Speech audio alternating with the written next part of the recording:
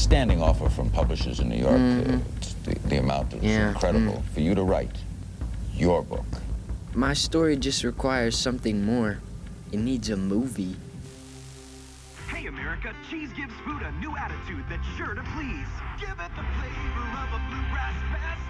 Cheese gives all the recipes new zest. Give American food a new attitude with cheese.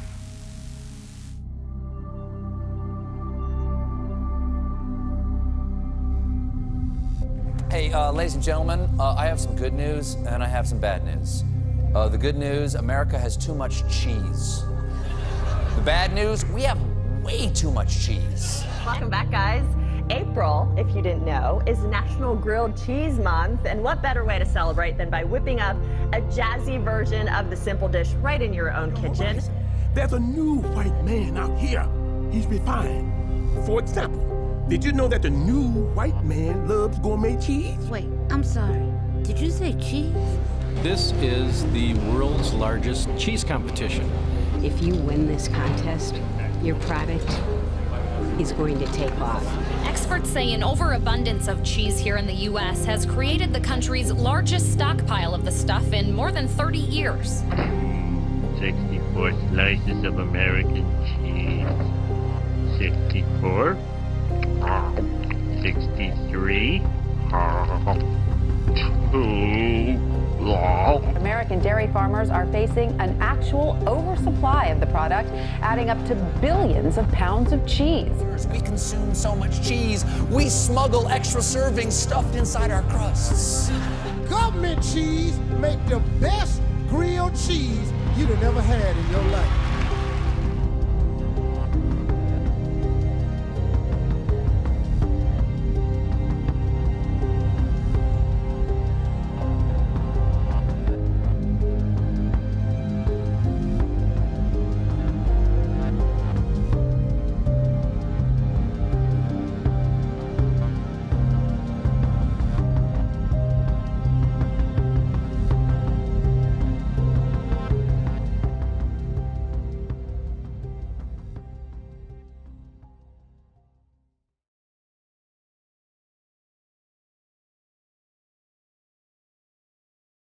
What is government cheese? Government cheese is a microcosm in the history of cheese. To understand that moment, first you need to understand the history. Some say it starts with Concerto Romano during the Roman Empire, but I know it goes back further. According to Greek mythology, the art of cheese-making was given as a gift to men by the gods, and the Egyptians before them coated their tombs with cheese iconography over 4,000 years ago. Who's to say where it all begins? I'm more concerned with how. So how does the story of cheese begin? Like all great inventions, it was an accident. When men domesticated sheep 8 to 10,000 years ago, it is likely cheese was discovered by the practice of storing milk in containers made from the stomachs of the animals. From there, wherever that may have been, cheese spread to Africa, to Europe, to Asia, and eventually, in the 17th century, to the Americas. I believe it was the English Puritan dairy farmers who brought their knowledge of cheese-making with them from the Old World to the new English colonies. And with that, America got cheddar cheese. Naturally, it was the British responsible for cheese-making in America. The British are responsible for all the best things America's ever loved. The Beatles, The Office, Labrador Retrievers, and above all else, myself. Cheddar was one of the first cheeses to arrive in America, but certainly not the last. By the 19th century, the state of Wisconsin became the cheese-making capital of America. And in 1885, in a small farming town, came the birth of a new cheese. 2,827. Let that number sink in for a moment. That's the amount of commercial cheese factories in Wisconsin in 1922.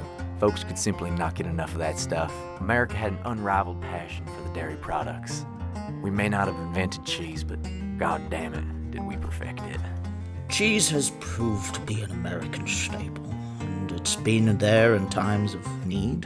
In 1937, in the thick of the Great Depression, Kraft introduced boxed macaroni and cheese. For just 19 cents, you could serve a family of 4. American ingenuity. Barbaric. And those boxes served an even bigger purpose in the coming years when rationing amped up due to the Second World War. Take down every Robert E. Lee statue they got there in the Mississippi, replace it with a big old bronze bust of a box of Kraft mac and cheese. That there is a true American hero. Powdered cheese is a travesty, but that's neither the first or the last time America has tampered with the sanctity of cheese. These rich-tasting cheese squares fit perfectly on shredded wheat crackers. After the Depression and World War II ended, Congress passed the Agriculture Act of 1949, establishing a formal price support system for farmers. One key feature this act had was giving the government the power to purchase excess products from American farmers, the most notable being wheat, corn, and of course dairy. And that's where I come in. Well, almost. I believe the year was 1977. The year of Star Wars and Fleetwood Mac's rumors. Grand opening of the first Chuck E. Cheese in San Jose, California. The first personal computer unveiled. The year snow fell in Miami, and Roy Sullivan was struck by lightning for the 7th time. The beginning of a new administration after the turmoil of the Nixon-Ford years. Jimmy Carter, may God rest his soul. Jimmy Carter's still alive. Well, I'll be damned. When Carter took over, dairy prices were all out of whack. His solution was enacting a new subsidy that put $2 billion into the dairy market over the next 4 years. That's what I like to call putting big cheddar into big cheddar. It became profitable for farmers to produce milk, and so they did. But milk's shelf life isn't that of grain or corn. Milk don't age like that Jimmy Carter, though. There was nowhere to store it all before it spoiled, and so excess milk was turned into butter, powdered milk, and cheese, then bought in boatloads by the government. Like my great-grandpappy said, if you can't milk, cheese. Butter and dry milk are easy to distribute. Butter sells itself, and the dry milk they could sell on the international market. Cheese is not that easy to sell overseas, and so the cheese was stored in caves throughout the country. It was similar to most American cheese, a blend of Colby, cheddar, washed curd, and granular cheeses, made to be sliced and melted with ease. But with no market, the cheese remained underground. The big question going into the 80s was, what do we do with all the fucking cheese? Let us begin an era of national renewal. Let us renew our determination, our courage, and our strength. The Reagan administration inherited over 500 million pounds of surplus cheese from Carter and needed to do something about it. One USDA official suggested the cheapest and most practical thing to do would be to dump it all in the ocean. I'm a goddamn block of cheese. I can't fucking swim. Despite having promised to scale back on government-sponsored food assistance programs, Reagan needed a way to get rid of the cheese. In 1981, his administration decided to distribute free processed cheese to America's poor under the Temporary Emergency Food Assistance Program. Cheese from the caves was cut up into 32-ounce blocks, packaged, and distributed all across America. To food pantries, elderly homes, school cafeterias, bodegas. I was everywhere. Larry King Live is brought to you by AT&T. It's all within your reach. All right, let's start with, when we spoke on the phone last week, you were hysterical. Sometimes you don't know how funny you are, but you said, quote, it's okay to tell them, right? Go on. You said, Larry, on your show, can we say the words pimps and whores? And since I just said it, it's obviously okay. What were we referring to? Put simply, Larry, the pimps in Washington are making me out to be a whore.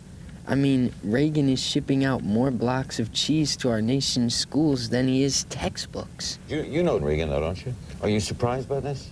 I'm familiar with him, yeah. We did a few films together in the 50s. The first time I met him was at craft services on the set of Prisoner of War. Can't say I'm surprised. Never liked the guy one bit. You know Nancy very well, and you know her intimately. Larry, please. I can't speak to that on television. You still get a lot of fan mail? You must get tons. Yeah. You ever read any? All the time I get it. I never learned to read, but sometimes I like to look at the letters and pretend. Fame. Let's say we're in Washington, you and I, and we go into Duke Zeber's restaurant, popular restaurant. You're aware when you walk in that place at lunch, everybody recognizes you. Everybody knows you. Everybody's looking at you. What's that like to feel that? Very few people have felt that in their lives. Have you ever been between two brioche buns, Larry? The only thing I could say is it's really a special feeling. But those days are far gone. I'm past my prime at this point. You think you're an over-the-hill? Do you classify yourself that way? It sure feels that way. God knows how long I've been down in the caves waiting. Yeah, but you're a legend, though. I mean, you do know that. Oh, I know, Larry. Government cheese became synonymous with poverty in America. Lord knows it wasn't the worst thing the Reagan administration sent into impoverished communities. But a question I always ask myself is, who was helping who? Most government food assistance programs come as a result of surplus. By 1984, the US was storing roughly 5 pounds of cheese per American. Every American had about a small baby's worth of cheese sitting in a cave somewhere. There was no choice involved. If you were poor and in need of food in the 80s, you got what you got. And what you got was cheese. The big cheese. In a country where about 36% of people are lactose intolerant, it makes no logical sense. But America ate the cheese. Some loved it, some hated it. But as quickly as government cheese came, it was gone. By the 90s, it was no longer profitable for the dairy farmers to produce at such high rates. The government was able to sell most of the cheese to private companies, and the stockpile shrunk for the time being. The most notable cheese-related occurrence at that time was the Clinton administration's creation of the Dairy Management Incorporation to help sell increasingly undesirable dairy products. So I say to you, as you look ahead, the issue is, what should we do now? While government cheese may have been gone reality, it remained with America in spirit. You see, America's love for cheese didn't end in the 2000s. That love has only grown deeper, more tender. Finally, the pièce de résistance, a very special, very rare. From 2000 to 2017, liquid milk consumption fell 24%, while cheese consumption rose 21%. But it's not the same old American cheese that the citizens are flocking to. In 1985, only 39% of cheese consumed was non-American. But by 2017, non-American cheese made up 56% of the total. Among those other cheeses, America's new favorite cheese, me. The rise of mozzarella can be attributed to the increase in popularity of restaurant delivery and carry-out. Once viewed as an Italian specialty, Domino's and Pizza Hut helped to bring pizza into the mainstream. It's wrong, isn't it? But it feels so right. Then it's a deal? Yes, we eat our pizza. In 2019, the US pizza market was worth more than $45 billion. On any given day, 1 out of every 4 American males from the age of 6 to 19 have a slice or more of pizza. And you know them bastards are getting extra cheese. But you can't blame them. It's not the public's fault. The Dairy Management Incorporation has an annual budget of $140 million, and their main purpose is to get Americans to consume dairy products. Again, 36% of people in this bloody country are lactose intolerant. The government has bailed out the dairy farmers for years. Every time there's a surplus, the Dairy Management Incorporation has an initiative to get Americans to consume more dairy. The Got Milk campaign. Milk as part of the federal school lunch program. Taco Bell's double steak quesadillas. They even bailed Domino's out during the 2010 recession to keep Americans eating cheese. And this is all in spite of the recent Department of Health and Human Services studies determining that daily consumption of dairy products isn't as healthy as previously thought. Per capita, the US eats more than double the amount of cheese than the next closest country. Every American is eating roughly 40 pounds of cheese per year. From 2016 to 2019, the USDA bought 22 million pounds of cheese, spending over 47 million and distributing much of it through welfare programs. History has been known to repeat itself. But at what point does it stop?